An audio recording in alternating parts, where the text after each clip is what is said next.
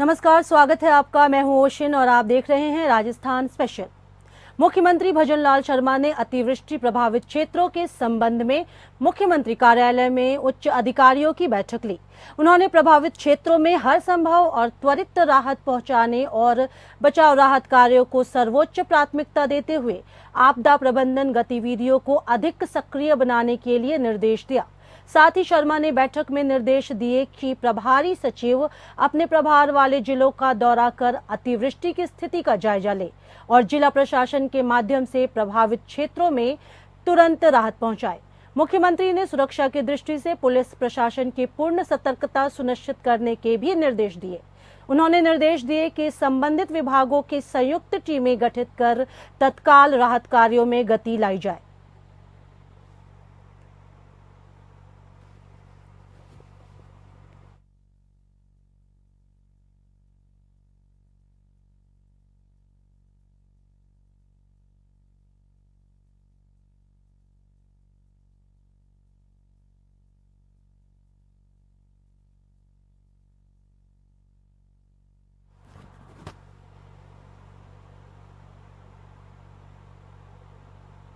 उपराष्ट्रपति जगदीश धनखड़ ने न्याय प्रणाली को प्रदेश का देश का मजबूत स्तंभ बताते हुए कहा कि न्याय व्यवस्था ने ही भारत के नागरिकों के मौलिक कर्तव्यों को बरकरार रखा हुआ है। अपने संबोधन में उन्होंने कई ऐसे केस और कोर्ट के फैसलों को जिक्र किया जिनके फैसलों से नागरिकों को मौलिक आजादी का फायदा मिल रहा है। उपराष्ट्रपति धनखड़ ने ये बात बार काउंसिल ऑफ राजस्थान के प्लैटिनम सिल्वर जुबली कार्यक्रम में कही। धनखड़ ने कहा कि गृह मंत्रालय ने नए कानूनों के एक एक प्रावधान का बारीकी से परीक्षण किया है। तकनीकी बदलाव और हमारी जरूरत के कानून की दशकों से मांग थी, जिसे सभी पहलुओं का मूल्यांकन करते हुए पूरा किया गया है। ये समूचे देश और जनता के लिए ऐतिहासिक बदलाव है, जो उनकी स्वतंत्रता को और ज्यादा पुख्ता करेगा। उन्होंने उपस्थित न्यायिक अधिकारियों से आह्वान किया कि नए कानूनों की सार्थकता तभी है जब उन्हें उसी भावना से लागू किया जाए जिसके लिए आपराधिक कानूनों में आमूलचूल बदलाव किया गया है। इस समूची प्रक्रिया में न्यायिक अधिकारियों की महत्वपूर्ण भूमिका है। Distinguished audience is on track to overtake Japan and Germany. We are now the third largest economy in terms of purchasing power, and our foreign exchange reserves stand well over $600 billion. When I was a member of parliament in 89, our foreign exchange then was dwindling around $1 billion, and our gold in physical form had to be airlifted to be placed to two Swiss banks. We indeed have come a long way, beyond the dream and contemplation of people of my generation. Distinguished audience, please take note. Global accolades are pouring in from the International Monetary Fund, the World Bank, and the World Economic Forum, and the like. The World Bank has praised India for achieving its financial inclusion, and let me tell you, financial inclusion means 500 million bank accounts for the first time, 100 million farmers getting direct transaction in their accounts 3 times a year. And World Bank says India has achieved its financial inclusion objectives within an impressively short span of 6 years, a feat that typically requires, according to the World Bank, 5 decades to accomplish. Cabinet मंत्री जोगाराम पटेल ने पूर्व विदेश मंत्री नटवर सिंह के देहांत पर शोक संवेदना व्यक्त की। साथ ही उन्होंने कृषि विश्वविद्यालय जोधपुर की ओर से विकसित किस्म जोधपुर राजगिरा 2 को प्रधानमंत्री नरेंद्र मोदी की ओर से राष्ट्र को समर्पित फसलों की किस्म में शामिल किए जाने पर प्रधानमंत्री का आभार जताया। उन्होंने कहा कि कृषि विश्वविद्यालय में जो कार्य किया है वह बेहतरीन कार्य है, जिससे देश दुनिया में जोधपुर का नाम रोशन हुआ है। इसके साथ ही विपक्ष के नेता टीकाराम जूली की ओर से नए जिलों को लेकर घमासान की बात पर कैबिनेट मंत्री जोगाराम पटेल ने कहा कि नए जिलों के पुनर्गठन को राजनीति से नहीं जोड़ा जाना चाहिए। उन्होंने कहा कि अगर सभी जिले नियम अनुसार होते तो कांग्रेस के प्रत्याशी वहां से हारते नहीं। सबसे पहले तो मैं आज कृषि विश्वविद्यालय जोधपुर के वाइस चांसलर और उनकी पूरी टीम को बहुत बहुत बधाई दूंगा कि उन्होंने राजगिरा 2 को जो उत्पादन किया है और जो राष्ट्रीय उत्पादन की श्रेणी में आज शामिल हुआ है, प्रधानमंत्री जी ने उसको शामिल किया है, जिससे हमारे क्षेत्र का, हमारे कृषि विश्वविद्यालय का नाम पूरे भारत में, पूरे संसार में रोशन हुआ है। इसके लिए इस बीज के उत्पादन करने वाली पूरी टीम को बहुत बहुत धन्यवाद और बधाई। आज थोड़ी दुखद समाचार भी है कि पूर्व विदेश मंत्री और राजनीति में बहुत स्वस्थता से काम रखने वाले और जिनकी ईमानदारी कहते हुए थी, आदरणीय नटवर सिंह जी का देहावसान हो गया है। जयपुर के कानोता बांध में 5 युवकों के डूबने से हड़कंप मचा हुआ है। Jaipur commissioner Biju George Joseph और जयपुर कलेक्टर प्रकाश राज पुरोहित मौके पर रेस्क्यू का जायजा ले रहे हैं। एसडीआरएफ और सिविल डिफेंस की टीम रेस्क्यू से जुटी हुई है। हालांकि रेस्क्यू ऑपरेशन के दौरान अभी तक पूरी तरह से सफलता नहीं मिली है। दरअसल कानोता बांध में घूमने के लिए आए 6 दोस्त पानी में डूब गए।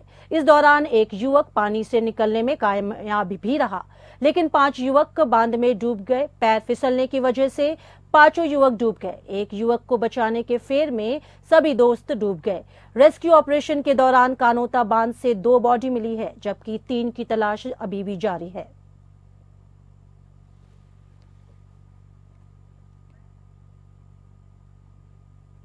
टोंक के डिब्बी में कल्याण जी का 59वां लक्खी मेला शुरू हो गया है। प्रशासनिक अधिकारियों ने फीता काटकर इसकी शुरुआत की। इस दौरान ADM Suresh Chaudhary, SDM Kapil Sharma, ASP Rajkumar Kanswa मौजूद रहे। इस दौरान सभी अधिकारियों ने मेला मुख्य नियंत्रण कक्ष में दीप प्रज्वलित किया। आपको बता दें कि 15 अगस्त तक मेले में देश प्रदेश के लाखों श्रद्धालु दर्शन करेंगे। श्रद्धालुओं के लिए सुरक्षा व्यवस्था चाक चौबंद की गई है। वहीं 70 सीसीटीवी कैमरे लगाए गए हैं, जबकि 700 पुलिस जवान तैनात रहेंगे। वहीं गर्मी के लिए कूलर और बारिश से बचाव के लिए वाटरप्रूफ पंडाल भी लगाए गए हैं।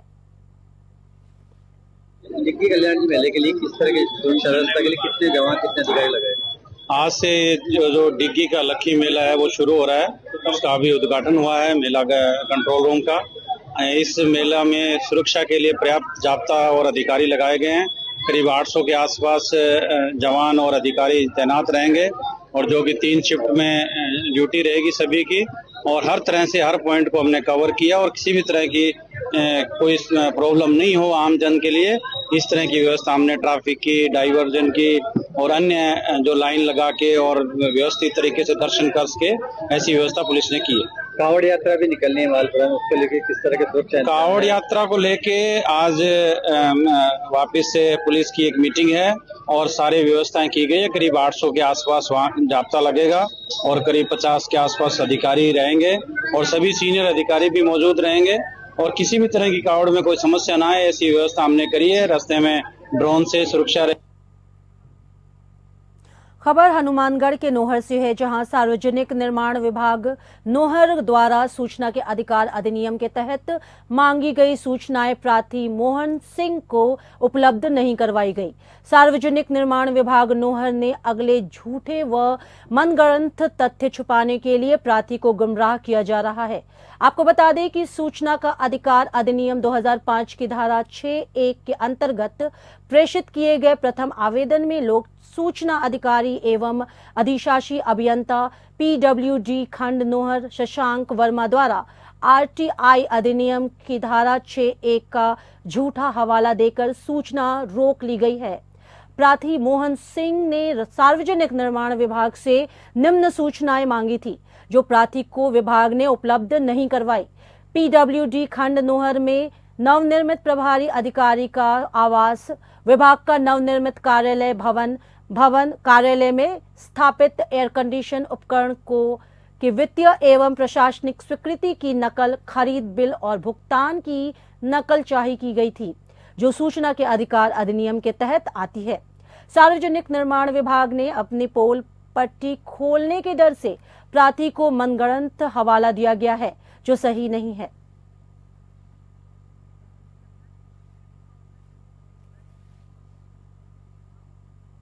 उपखंड नारायणपुर के ग्राम पंचायत गढ़ी मामोड़ के वार्ड नंबर 6 में स्थित और वार्ड नंबर 9 में स्थित ट्रांसफर बीते 10 दिन से खराब पड़े हुए हैं। राजकीय विद्यालय के छात्र छात्राएं परेशान हो रहे हैं और इधर ग्रामीण और मोहल्लेवासी परेशान हो रहे हैं। बार बार निवेदन और आग्रह करने पर भी ट्रांसफार्मर नहीं लगाए जा रहे हैं। दूरभाष पर बात करने पर संबंधित अधिकारी ने बताया कि एससी मोहल्ले की समस्या का समाधान हो गया। वहीं बिजली के संकट को देखते हुए अविलंब ट्रांसफार्मर लगाने की अपील राजकीय उच्च माध्यमिक विद्यालय गढ़ी ममर के छात्र छात्राएं, स्टाफ और विद्यालय ऑनलाइन कार्य विद्युत के कारण रुका हुआ है। फार्मर के कारण सर कई दिनों से हमारे स्कूल में बिजली नहीं आ रही है। इसकी वजह से बच्चों के लिए पीने के पानी की समस्या है। टंकी खाली पड़ी है। अब बच्चे पानी पीने के लिए बाहर जाते हैं तो दुर्घटना का अंदेशा बना रहता है। बारिश का मौसम है, कीचड़ है, गाड़ियां जा रही हैं तो किसी बस से दुर्घटना हो जाए तो बड़ी समस्या है। तो लगभग कितने रोज से कहाँ प्रयास किया आपने? ये जितने भी जो ऑफिस है हमने मंत्री विधायक महोदय तक ये बात पहुंचाई, लेकिन अभी तक कोई समाधान नहीं निकला है। और ऑफिस में भी थानागाजी तक एप्लीकेशन दिया है, लेकिन अभी तक उसका कोई समाधान नहीं हो पा रहा है। डीपी नहीं लग पा रही है और इस वजह से बिजली नहीं आ रही है। छात्रवृत्ति के फॉर्म अटके पड़े हैं। प्रवेश उत्सव चल रहा है तो बच्चों की टीसी कटना है, प्रवेश होना है, सारा काम पेंडिंग पड़ा है। बोर्ड के फॉर्म भरे जाने हैं 10वीं 12वीं के, कोई काम नहीं हो पा रहा है। तो इस वजह से बड़ी समस्या आ रही है बिजली की नहीं आने की वजह से। और पानी की सबसे बड़ी समस्या है, पंखे नहीं चल पा रहे हैं तो गर्मी की वजह से बच्चे दुखी हो रहे हैं कमरों में। और बारिश से कमरों में नमी आ जाती है तो अगर पंखे चलें तो कमरों में थोड़ी सी वो एक नमी दूर हो, तो सब तरह से समस्याओं का सामना करना पड़ रहा है। सब बातों का राजस्थान सरकार के चिकित्सा एवं स्वास्थ्य मंत्री गजेंद्र सिंह खिवसर जोधपुर दौरे पर पहुंचे। मंत्री सीधे उम्मेद अस्पताल पहुंचे और यहां पर मूर्ति पर माल्यार्पण के बाद अस्पताल का निरीक्षण भी किया। निरीक्षण के दौरान वार्ड में डॉक्टर दिखाई नहीं दिए और रेजिडेंट डॉक्टर ही नजर आए तो मंत्री खिवसर ने इस पर नाराजगी जताई। मंत्री ने डॉक्टर को तत्काल वार्ड में बुलाने के निर्देश दिए तो एक बारगी तो रेजिडेंट के भी हाथ पांव फूल गए, लेकिन बाद में डॉक्टर वार्ड में पहुंचे और अस्पताल की व्यवस्थाओं एवं मरीजों को लेकर जानकारी दी गई। मंत्री खिवसर ने कहा कि 66 साल पहले मेरा जन्म उम्मेद अस्पताल में हुआ था, इसलिए आज देखने आ गया। उन्होंने अस्पताल में जो कमियां नजर आई उसको लेकर आवश्यक निर्देश भी दिए। हनुमानगढ़ के टिब्बी कस्बे के राजकीय बालिका उच्च माध्यमिक विद्यालय में अध्ययनरत और कस्तूरबा गांधी आवासीय बालिका विद्यालय में कक्षा 12 की छात्रा वीरपाल कौर को नई दिल्ली में आयोजित स्वतंत्रता दिवस समारोह में विशेष तौर पर आमंत्रित किया गया है। वीरपाल कौर राजस्थान की 5 बालिकाओं के साथ प्रधानमंत्री के विशिष्ट अतिथि के रूप में शामिल होंगी। यह जानकारी राजकीय बालिका उच्च माध्यमिक विद्यालय के प्रधानाचार्य रोहिताश चुघ ने देते हुए बताया कि इस दल को 14 अगस्त को शिक्षा मंत्रालय के द्वारा कैबिनेट मंत्री की उपस्थिति में दोपहर के भोज के साथ दिल्ली भ्रमण का कार्यक्रम भी रखा गया है। छात्रा को आमंत्रित किए जाने पर विद्यालय एवं इलाके में खुशी है। गौरतलब है कि छात्रा वीरपाल कौर के कक्षा 10 में 90% अंक प्राप्त होने के बाद पिता की मृत्यु होने पर 3 साल के लिए पढ़ाई बाधित हो गई थी। पिछले वर्ष कस्तूरबा गांधी आवासीय बालिका विद्यालय में चयन होने पर फिर अपनी अध्ययन अध्यापन की मुख्यधारा में शामिल हुई हैं। राष्ट्रीय सेवा योजना के कार्यक्रम अधिकारी रमेश कुमारी के अनुसार बालिका काफी प्रतिभाशाली है, भविष्य में समाज के किसी भी बड़े पद का दायित्व धारण करने की क्षमता भी रखती है। सत्र 2022 में भी केजीबीवी में आवासित बालिका सुखदीप कौर प्रधानमंत्री के परीक्षा में चर्चा कार्यक्रम में नई दिल्ली शामिल होने गई थी। स्वतंत्रता दिवस समारोह 2024 नई दिल्ली में जो आयोजित हो रहा है, उसके विशिष्ट अतिथि के रूप में राजकीय बालिका उच्च माध्यमिक विद्यालय टिब्बी की एनएसएस की स्वयं सेविका वीरपाल कौर का चयन किया गया, जो वहां विशिष्ट अतिथि के रूप में भाग लेगी। उक्त बालिका द्वारा एनएसएस की विभिन्न गतिविधियों में उल्लेखनीय योगदान रहा। इसके अलावा इसकी पृष्ठभूमि जो है वो काफी चैलेंजिंग रही है। कक्षा 10 में 90% प्राप्त होने के पश्चात पिता की मृत्यु होने के कारण 3 वर्ष तक उक्त बालिका ड्रॉप आउट रही। उसके पश्चात केजीबीवी में एडमिशन होने के कारण उक्त बालिका समाज की मुख्य धारा में पुनः जुड़ सके और कस्तूरबा गांधी आवासीय विद्यालय के जो उद्देश्य है उनको पूरा किया। इस चयन पर सला परिवार की ओर से उक्त बालिका और समस्त शिक्षा विभाग से संबंधित संस्थाओं और व्यक्तियों का हार्दिक आभार। खबर चूरू के तारानगर से है, जहां किसान नेता तारानगर विधायक नरेंद्र बुरानिया ने अपने निज निवास पर जन सुनवाई की और कार्यकर्ताओं से रूबरू हुए। जन सुनवाई के दौरान आए लोगों ने विधायक बुरानिया को अपनी अपनी समस्याओं से अवगत कराया, तो वहीं विधायक ने काफी समस्याओं का मौके पर ही निराकरण भी किया।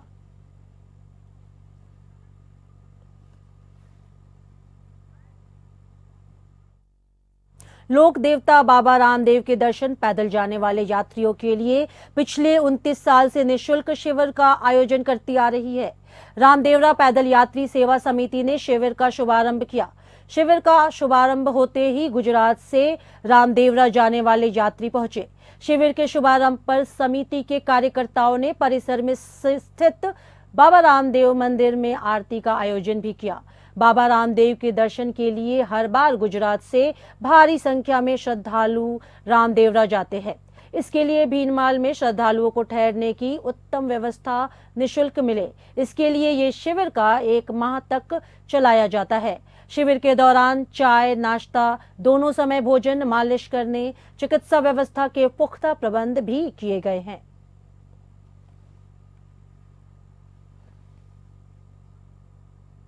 इंडियन बैंक के प्रबंध निदेशक और मुख्य कार्यकारी अधिकारी शांतिलाल जैन अपने पैतृक गांव सावर में प्रवास के दौरान राजकीय सामुदायिक स्वास्थ्य केंद्र में इंडियन बैंक द्वारा नवनिर्मित प्रतीक्षालय के लोकार्पण समारोह को संबोधित करते हुए कहा कि ये बैंक भारत सरकार का उपक्रम है।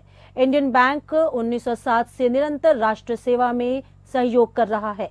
इसकी देश में 6000 शाखाएं संचालित है। 15 अगस्त को बैंक अपना 118वां स्थापना दिवस मनाने जा रहा है। उन्होंने कहा कि इंडियन बैंक 12,20,000 करोड़ का कुल व्यवसाय कर देश का अग्रणी बैंक है। ये बैंक आम जन की वित्तीय जरूरतों को पूरी करने के साथ ही सामाजिक सरोकारों में भी अपनी भागीदारी निभाता है।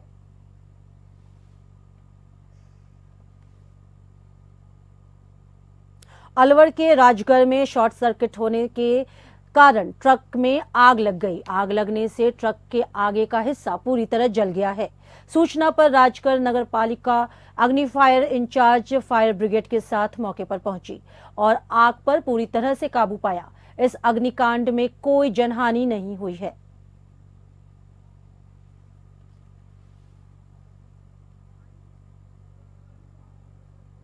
चूरू के सरदार शहर की सब्जी मंडी के पीछे 90 साल पुरानी हवेली अचानक भरभरा कर गिर गई।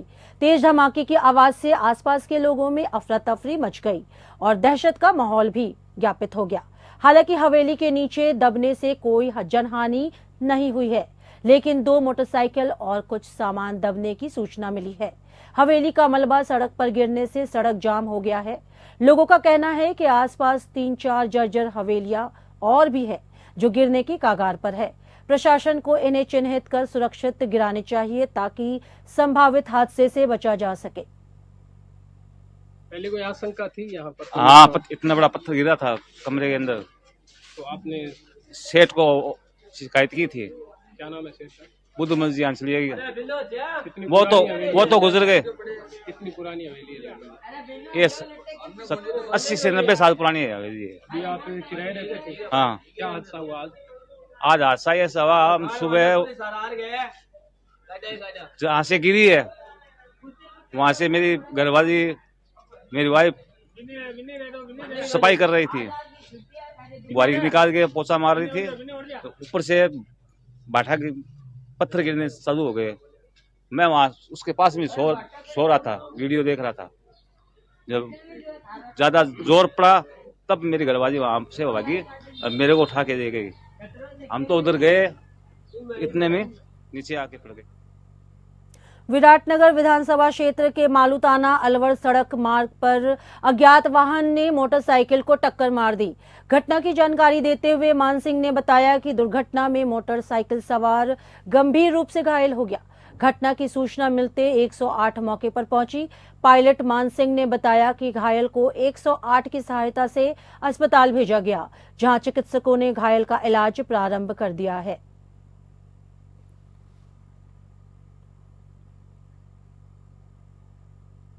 जोधपुर साइबर ठगी को लेकर जोधपुर पुलिस कमिश्नर की बासनी थाना पुलिस ने बड़ी कार्रवाई करते हुए साइबर ठगी गैंग से जुड़े सिंडिकेट के 3 आरोपियों को गिरफ्तार किया है। आरोपियों के कब्जे में 2 लाख रुपए नगद, 1 कार, 15 एटीएम, 2 बैंक डायरी और 2 चेक बुक भी बरामद की गई है। पूछताछ में सामने आया कि आरोपी साइबर ठगी करने वाले गैंग को साइबर ठगी की राशि खपाने के लिए किराए पर बैंक खाता भी उपलब्ध करवाते थे। मामले को लेकर जानकारी देते हुए बासनी थाना के एसआई सुरेश कुमार ने बताया कि पुलिस टीम ने कमिश्नर और डीसीपी के सुपरविजन में यह कार्रवाई की है।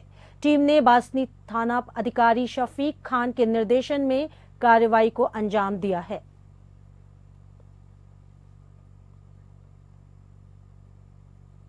अधिक वर्षा के कारण करौली जिले से निकलने वाली गंभीर नदी में पांचना बांध से 5 गेट खोलकर पानी छोड़े जाने के चलते जिले के बयाना और रूपवास तहसील के गंभीर नदी के तटीय क्षेत्र में बसे गांव के नागरिकों को इस दौरान नदी के बहाव क्षेत्र में भी नहीं जाने की अपील की गई है। जिला कलेक्टर और जिला मजिस्ट्रेट डॉक्टर अमित यादव ने बताया कि गंभीर नदी में पांचना बांध से पानी छोड़े जाने के कारण नदी के तटीय क्षेत्रों में बसे गांव के नागरिकों को सचेत रहने के लिए निर्देश दिए गए हैं। उन्होंने बताया कि संबंधित गांव में स्थानीय पटवारी, ग्राम विकास अधिकारी और आंगनबाड़ी कार्यकर्ताओं के माध्यम से लोगों को सूचित कर पानी के तेज बहाव को देखते हुए नदी के बहाव क्षेत्र में नहीं जाने के लिए पाबंद किया गया है।